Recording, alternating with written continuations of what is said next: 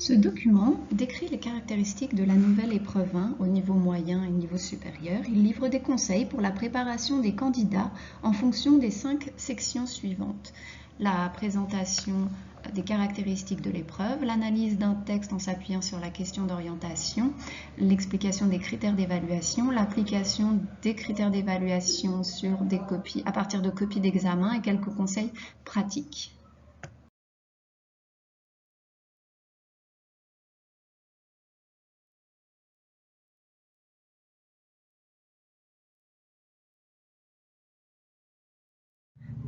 Comme le spécifie le guide de langue A, la forme de l'épreuve 1 repose sur l'étude de 2 passages non littéraires jamais vus par les candidats dans le cadre du programme.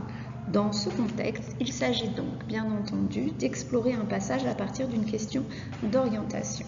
Si l'ancien et le nouveau programme au niveau moyen se ressemblent en partie, il en va tout autrement du niveau supérieur. En effet, une différence importante découle essentiellement du fait que les candidats du niveau supérieur doivent maintenant aborder les 2 textes soumis à leur étude. Il n'y a donc plus de choix possible entre les textes. Il n'y a plus de comparaison non plus attendue.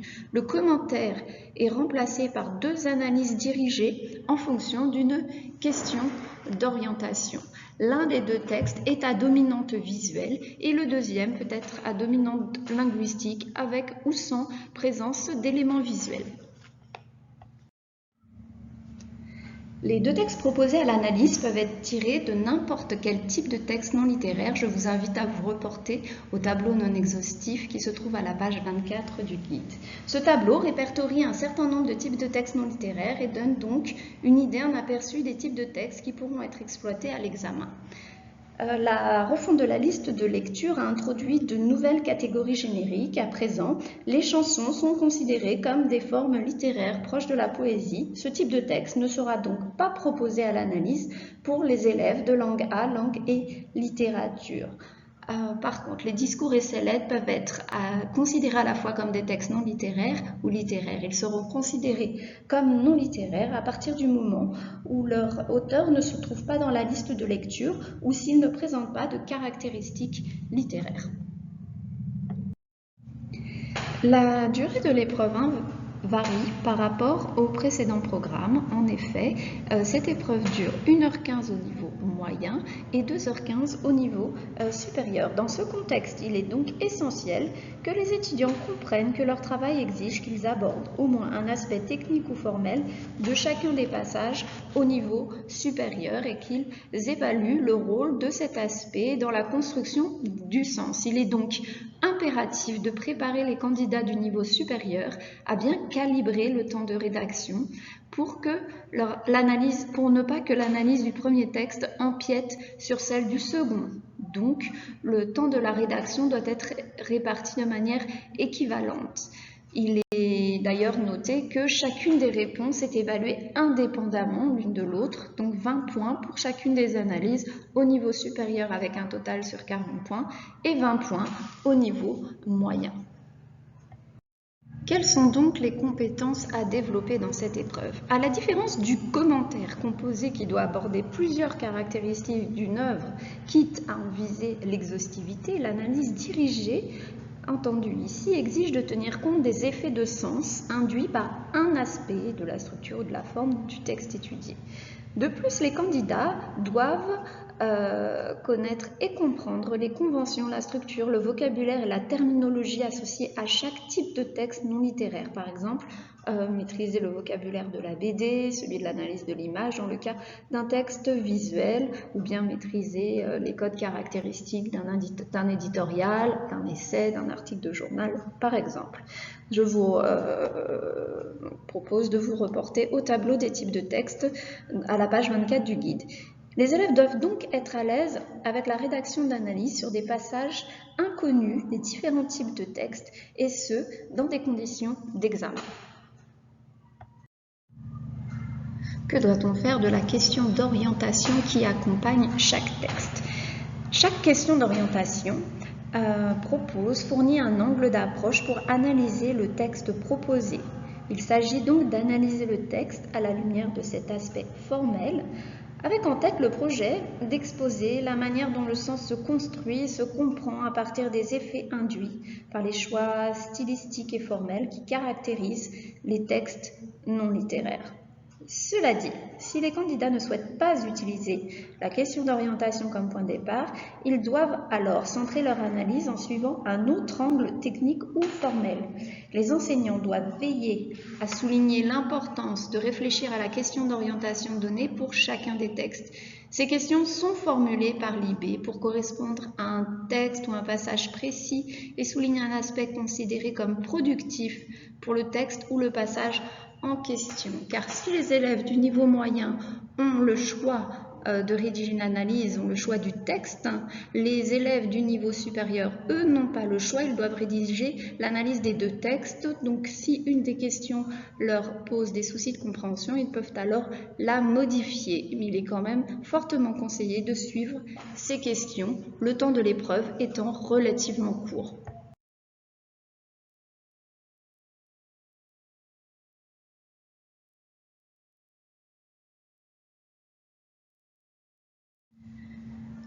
Nous vous proposons à présent une mise en pratique à partir des sujets proposés dans le matériel de soutien pédagogique. Le premier texte présenté comme spécimen dans le matériel de soutien pédagogique sur mon IB est un extrait qui appartient au genre de la bande dessinée. Il s'intitule Triste Manège. Il s'agit d'un reportage sous forme de bande dessinée.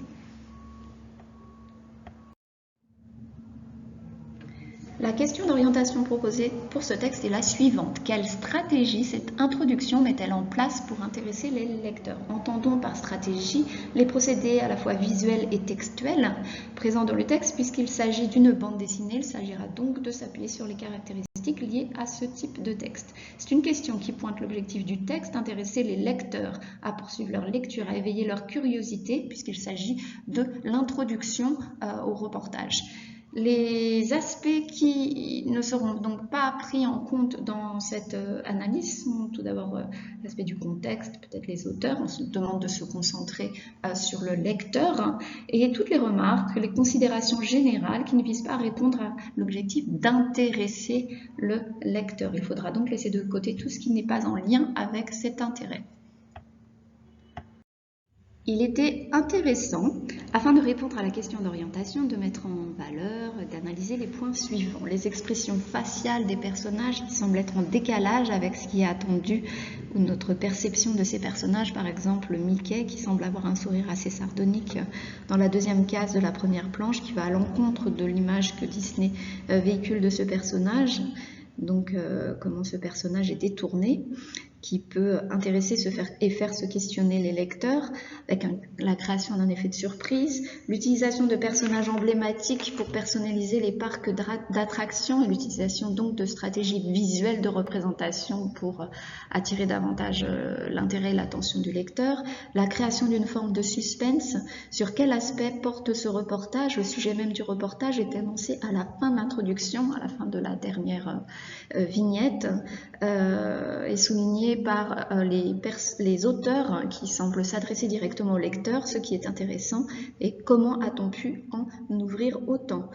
Ils annoncent ainsi qu'il s'agit d'une enquête qui va éclairer certains liens entre le pouvoir économique et politique, qui est sous-entendu dans les premières vignettes.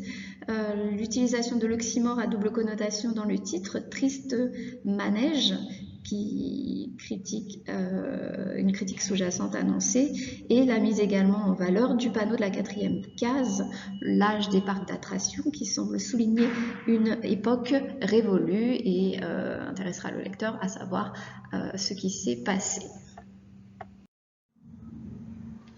Le deuxième texte proposé dans le matériel de soutien pédagogique, dans le document Travaux d'élèves évalués, est un billet de blog rédigé par les correcteurs du Monde et intitulé Langue sauce piquante. Ce blog est consacré à la qualité de la langue française et il est important de bien lire le paratexte qui fournit des informations importantes, succinctes mais essentielles pour la bonne compréhension du texte.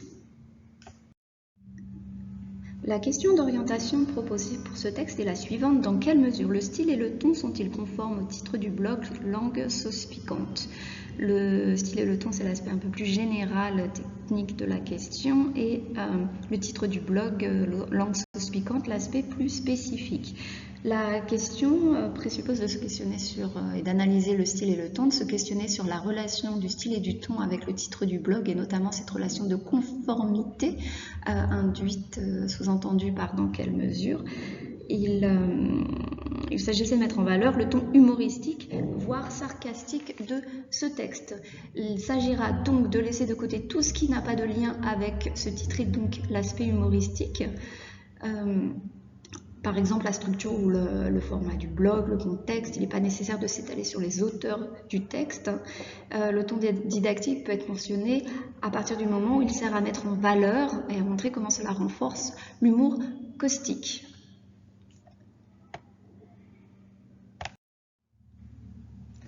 Il pourrait être intéressant de dégager le contraste créé par le support du texte et les auteurs qui renvoient à un aspect, un univers sérieux attendu du journal Le Monde et l'humour mordant, piquant, pratiqué dans le texte par ces auteurs, ce décalage étant également souligné par la photographie de ces correcteurs.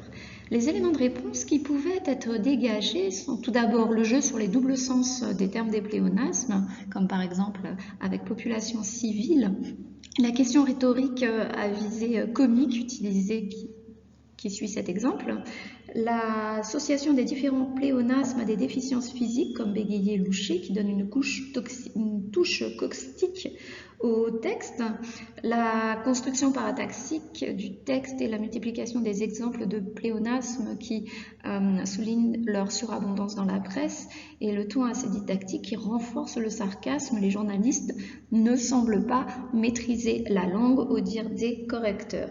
Il y a donc une critique, un jugement implacable des auteurs qui est souligné par l'utilisation du dernier exemple donné à la fin du texte, au jour d'aujourd'hui. Il y a également une sorte de pique méchante pour clôturer le texte. On aurait pu aussi souligner la multiplication des allusions culinaires. Les auteurs s'amusent, relève le propos.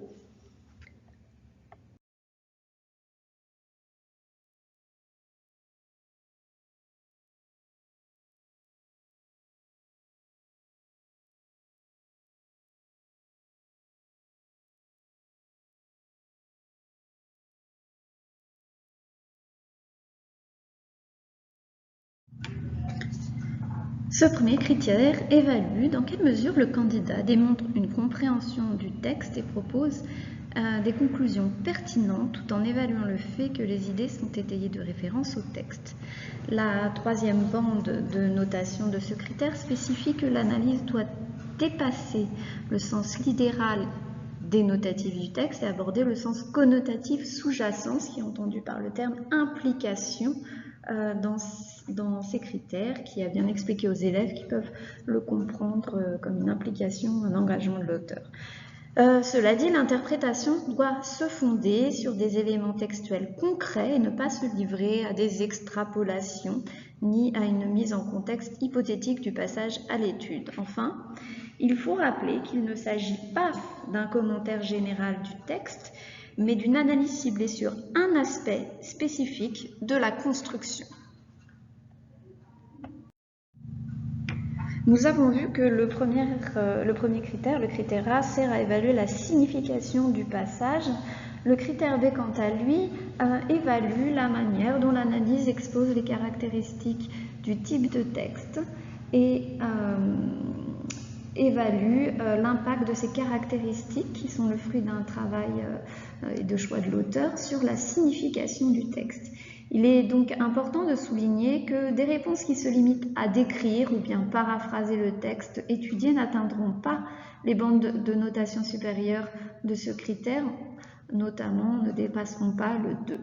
Soulignons aussi la différence entre la partie de l'analyse qui repose sur l'étude des propriétés, des conventions d'un texte qui relève de son appartenance à un type de texte spécifique et les caractéristiques qui sont le fruit du travail et des choix d'un auteur. Il est également nécessaire de rappeler à nouveau qu'il ne s'agit pas de proposer ici un commentaire composé du texte, ni d'en épuiser tous ses aspects, mais plutôt d'évaluer le sens du texte, comment le sens du texte est construit et mis en valeur par les procédés et choix de l'auteur. Il faut donc montrer que le lien est compris entre le fond et la forme et en s'attachant aux caractéristiques principales des textes. La pertinence et l'organisation d'une réponse reposent sur la logique de l'enchaînement des idées et son efficacité dépend en bonne partie de la concision de la réponse. Cela dit, pour atteindre les bandes de notation supérieures, l'analyse dirigée doit s'appuyer sur une hypothèse de lecture clairement exposée dès le début, dès l'introduction, surtout dans l'éventualité où un candidat choisirait de ne pas adopter la perspective proposée par la question d'orientation et de proposer sa propre question d'orientation. Il va de soi qu'il importe d'appuyer chacune des idées exposées sur des illustrations provenant du texte et d'éviter des allusions générales ou imprécises.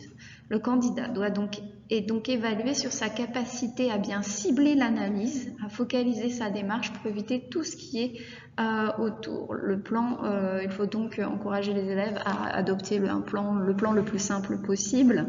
Si la question est en 2 parties, alors faire un plan en 2 parties. Il s'agit au final du critère le moins affecté par la révision du programme. Soulignons néanmoins que l'utilisation de la terminologie de l'analyse constitue un atout, voire même une attente pour ce critère, ainsi que le respect du registre attendu dans ce type d'épreuve et le vocabulaire qui doit être varié et précis. La qualité de la graphie n'est pas évaluée en tant que telle, mais toutefois un texte illisible à cause d'une écriture difficile à décoder, du soin de la copie, risque de ne pas être bien compris et affecter les résultats du candidat.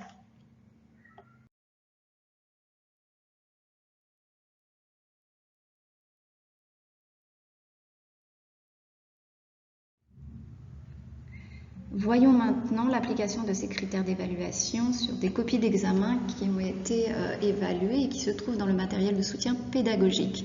Donc la première copie sur le texte 1, la BD des parcs d'attractions, est une copie qui a obtenu une note de 18 sur 20, un excellent exemple. Le candidat a obtenu 5 sur 5 aux critères A et B. En effet, il a su montrer une très bonne compréhension du sens littéral de cette bande dessinée et a cherché à interpréter les implications, certaines subtilités du texte et des images, notamment l'oxymore dont le titre a été relevé et a été une tentative d'interprétation. De même, les expressions des personnages, il y a une véritable interprétation des expressions des personnages. L'élève a constamment cherché, par rapport au critère B, à soulever, relever, montrer l'effet que cela pouvait avoir, l'effet que la caractéristique ou le procédé utilisé peut avoir sur le lecteur, ce qui est souligné en vert dans l'exemple sous vos yeux. Cette copie a également obtenu un 5 sur 5 au critère C qui évalue la pertinence et l'organisation. En effet, l'introduction, même s'il manque une accroche, est quand même très succincte et va droit au but en annonçant le plan, notamment les 3 axes proposés, la surprise, l'empathie et le suspense. On pourrait noter peut-être l'absence de la question d'orientation posée qui serait effectivement bien de rappeler dans l'introduction. Quant au développement des idées, le développement est extrêmement bien construit avec une utilisation pertinente des connecteurs qui sont surlignés en rose dans cette copie. C'est une analyse qui est constamment ciblée sur le propos, notamment dans ce premier axe qui visait à analyser comment la surprise était créée. Toutes les remarques relevées et toute l'analyse repose sur cet effet de surprise qui est souligné en bleu sur le texte devant vous. L'exemple B proposé porte sur le texte langue sauce piquante. C'est une copie assez faible, plutôt faible, qui a obtenu une note totale de 6 sur 20. En effet, critère A, le candidat a obtenu 2 sur 5 car il y a une compréhension très littérale mais aucune interprétation du texte. Le caractère ironique du texte a été reconnu mais n'a pas été véritablement interprété. Et puis, il y a effectivement des incohérences, comme on ne comprend pas ce que veut dire le candidat avec le point de vue externe du blog, une mauvaise compréhension aussi des caractéristiques, des conventions d'écriture de ce texte. Le critère B, donc, qui est proposé devant vos yeux, le candidat a obtenu 1 point sur 5. En effet, il y avait beaucoup de descriptions et de paraphrases de ce qui est surligné en vert dans le texte sous vos yeux. Le ton comique est souligné mais n'est absolument pas exploité ou interprété. Et la même chose par rapport au langage soutenu qui est identifié mais pas interprété, ne met pas en valeur comment le sens est construit et son effet sur la construction du sens. Le critère C évalue la pertinence et l'organisation et le candidat a obtenu 1 point sur 5. En effet, l'analyse est assez peu ciblée, l'exposé est très mal organisé, l'introduction reprend la question d'orientation, ne propose pas le plan qui va être adopté dans ce travail. L'utilisation, il manque l'utilisation de connecteurs, l'utilisation de l'expression « il y a » invite le candidat à faire une liste de remarques plutôt que d'organiser une analyse construite. Il y a un manque de rigueur dans la structure des paragraphes qui sont juxtaposés les uns aux autres sans véritablement de lien conducteur.